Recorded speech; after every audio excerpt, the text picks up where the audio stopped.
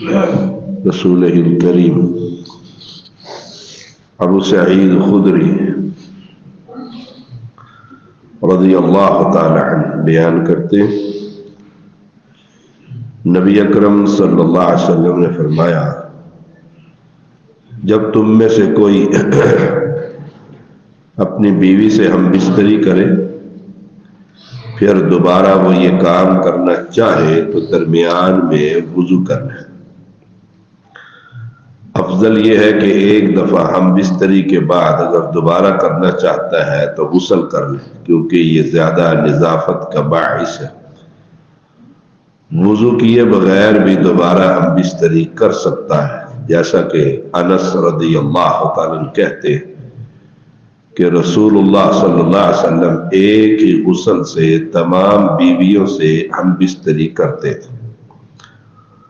عروہ رحمہ اللہ بیان کرتے ہیں،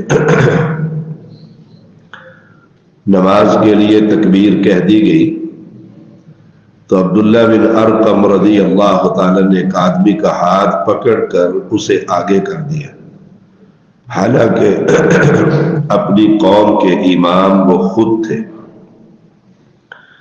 اور بتایا کہ میں نے رسول اللہ صلی اللہ علیہ وسلم کو یہ فرماتے ہوئے سنا، جب نماز کھڑی ہو جائے تو تم میں سے کسی کو بیت الخلاء جانے کی حاجت ہو تو وہ پہلے بیت الخلاء سے فارغ ہو۔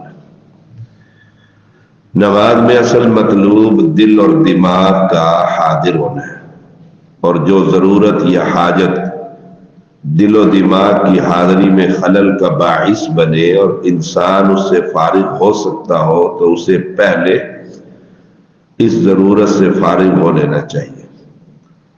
طعام اور بول و براز ایک طبعی ضرورت ہے جو بسا اوقات انتہائی شدید ہوتی ہے اور انسان کے دل و دماغ کو اپنی گرفت میں لے لیتی ہے۔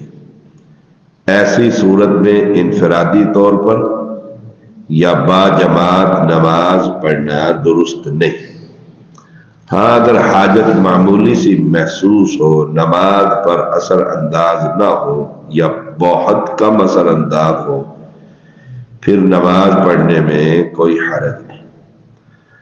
عبد الرحمن بن عوف رضی اللہ تعالیٰ کی ام ولد یعنی وہ لوڈی جس سے اولاد ہو، بیان کرتی ہیں کہ ام سلمہ رضی اللہ تعالی عنہا سے پوچھا، میں ایک ایسی عورت ہوں کہ اپنا پلو لٹکا کر چلتی ہوں اور گندی جگہ سے بھی گزرنا پڑتا ہے، تو انہوں نے جواب دیا کہ رسول اللہ صلی اللہ علیہ وسلم نے فرمایا، اسے یعنی پلو کو اس کے بعد والی زمین پاک کر دیتی ہے۔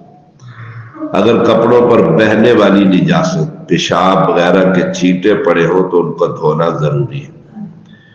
اگر کیچڑ وغیرہ ہو، خواہ اس میں گندگی بھی ہو، کپڑے کو لگ جائے تو اسے بعد والی خشک زمین پاک کر دے گی۔ یہ شریعت کی رخصت ہے۔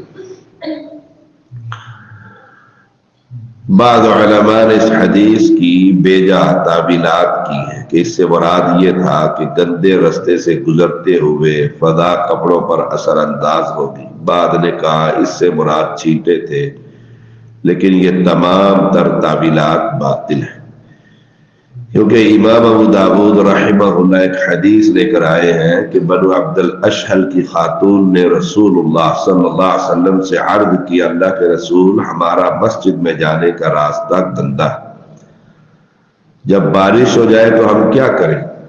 آپ صلی اللہ علیہ وسلم نے فرمایا، اس نجس جگہ کے بعد پاک جگہ نہیں آتی؟ میں نے کہا آتی ہے۔ آپ صلی اللہ علیہ وسلم نے فرمایا تو یہ اس کے بدلے ہے، اس لیے اس سے خشک نجاست مراد لینا یا چھینٹے یا فضا کا اثر انداز ہونا مراد لینا ناانصافی۔ احادیث میں گیلی نجاست کی صراحت موجود ہے، اور اگر جوتا پہنا ہو تو اس کو زمین پر رگڑ کر صاف کر لیا جائے، اور اگر نجاست خشک ہو یا محض گارا یا کیچڑ ہو اور اس میں نجاست نہ ہو تو پھر وہ صاف مٹی پر لگنے سے صاف ہو جائے گا۔ دوبارہ وضو کرنا کسی صورت میں بھی ضروری نہیں۔ صلی اللہ علیہ وسلم۔